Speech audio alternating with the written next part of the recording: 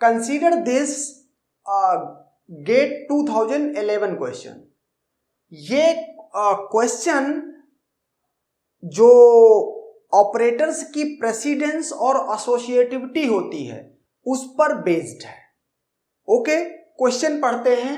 Consider two binary operators up arrow and down arrow with the precedence of operators down arrow being lower than that of the operator up arrow. Means उसका conclusion ये मैंने यहां पर लिख लिया है। Okay, कि up arrow की प्रेसिडेंस ज्यादा है डाउन एरो से।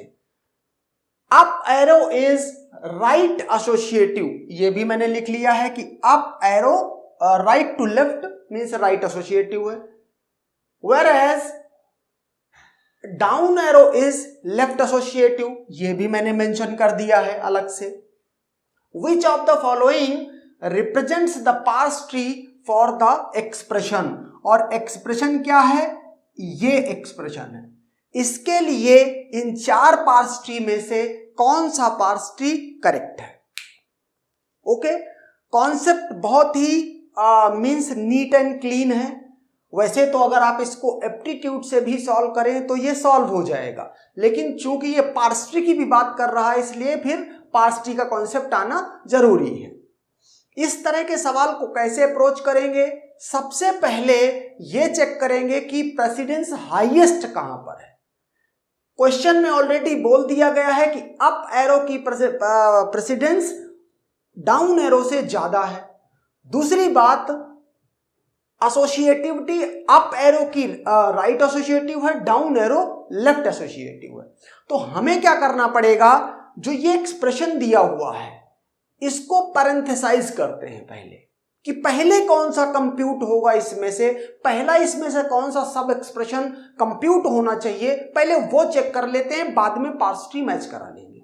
ओके, अप एरो की प्रेसिडेंस ज्यादा है, तो इस पूरे एक्सप्रेशन में अगर अप एरो की प्रेसिडेंस ज्यादा है इसका मतलब ये इसमें से कुछ कंप्यूट होना चाहिए, क्योंकि ये डाउन एरो है, ये डाउन एरो है, उसकी प्रेसिडेंस कम है। यहां पर इन दो एरो में से कोई मींस ऑपरेंड ऑपरेशन होना चाहिए उस पर। चूंकि यहां पर दो अप एरो हैं इसका मतलब प्रेसिडेंस सेम है, and therefore now we need what, associativity. जो अप एरो है उसकी एसोसिएटिविटी क्या है, तो अप एरो की एसोसिएटिविटी क्या है, राइट एसोसिएटिव है। मींस अगर कंप्यूट करने की इस वाले में बात करें तो पहले क्या कंप्यूट होगा, पहले कंप्यूट होगा ये 4 और 3। मींस जो भी ये अप एरो ऑपरेशन करने को कह रहा है ये 4 3 के बीच में सबसे पहले अप्लाई किया जाएगा।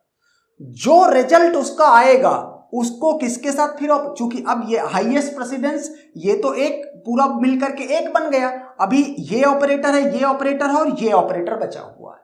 चूंकि इस ऑपरेटर की प्रेसिडेंस ज्यादा है एंड देयरफॉर अब क्या होगा, जो ये चीज कंप्यूट हुई है, ये चीज कंप्यूट हुई है, ये और ये मिलके एक पैरेंथेसाइजेशन फिर से करेंगे ऐसे। अब आप देखो ये ब्रैकेट जो मिलके बन चुका है ये क्या है, ये तो 1 है, ये पूरा एक कोई वैल्यू बन चुकी है। और भाई क्या 7 down arrow 1 value, down arrow 2, तो फिर से डाउन एरो एरो, इसका मतलब क्या है, आपको फिर से एसोसिएटिविटी की नीड है, और डाउन एरो क्या है, लेफ्ट एसोसिएटिव है। इसका मतलब अब क्या कंप्यूट होगा, अब ये कंप्यूट होगा, और इसके बाद लास्ट में क्या कंप्यूट होगा, लास्ट में ये कंप्यूट होगा। इस तरीके से कौन सा पार्स ट्री ये सारे काम कर रहा है वो चेक कर लेते हैं। ओके, सबसे पहले क्या कंप्यूट हुआ था, 4 down arrow 3।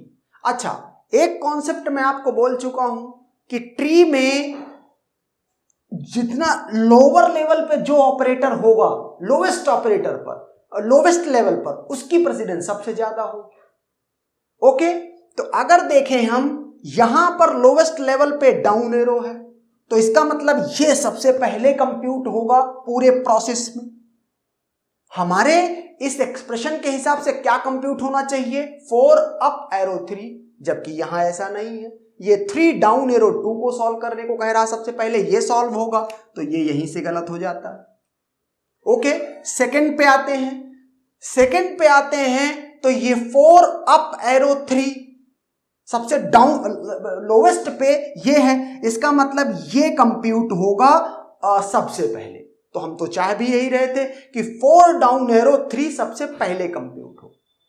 Okay, 4 down arrow 3 सबसे पहले कंप्यूट हो भी रही है। इसके बाद नेक्स्ट क्या कंप्यूट होना चाहिए? नेक्स्ट कंप्यूट होना चाहिए ये अप एरो। आप देखें 2 ही अप एरो थे, एक अप एरो रिजॉल्व हो चुका है, ये 3 और इसका रिजल्ट 4 और इसका रिजल्ट ये यहां से आ गया, तो ये ऑपरेट हो रहा है। ये भी अभी तक बिल्कुल परफेक्ट है। इसके बाद आपने क्या पैरेंथेसाइजेशन किया था? जो ये ओवरऑल इसका रिजल्ट है उसको 7 से, तो 7 से ये देख लीजिए 7 और ये ओवरऑल ये यहां से आ जाएगा, इनको आप ऑपरेट कर रहे हैं। इसके बाद जो ये पूरा रिजल्ट है ये 2 के साथ ऑपरेट हो रहा है, तो आपने भी यही कहा था कि ये पूरा 1 है और 2 के साथ, इसका मतलब B is the correct answer. Okay, एक काम करते हैं, सी ऑप्शन को भी चेक करते हैं जरा। सी ऑप्शन में भी देखो लोवेस्ट पे 3 4 है, यही तो हम चाह रहे थे 4 3 ये रहे, लेकिन ध्यान दें यहां पर ये 3 4 है, 3 अप एरो 4 के बीच में ऑपरेशन है, जबकि हमको क्या चाहिए था? 4 पहले आना चाहिए था, 3 बाद में आना चाहिए था।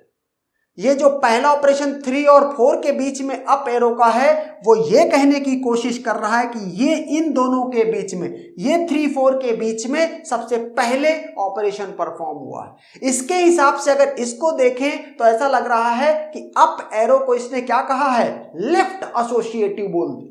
ये जो ट्री बना हुआ है ये अप एरो को लेफ्ट एसोसिएटिव एज्यूम करते हुए ये ट्री बना हुआ है, ऐसा लग रहा है।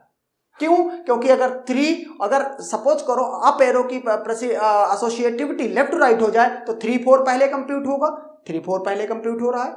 अगर इसका जो रिजल्ट 3 4 का आएगा उसको 3 के साथ ऑपरेट करना है, तो देखो इसका जो रिजल्ट आया है उसको 3 के साथ ऑपरेट किया है। ओके, तो सिर्फ इतना ऐसे है।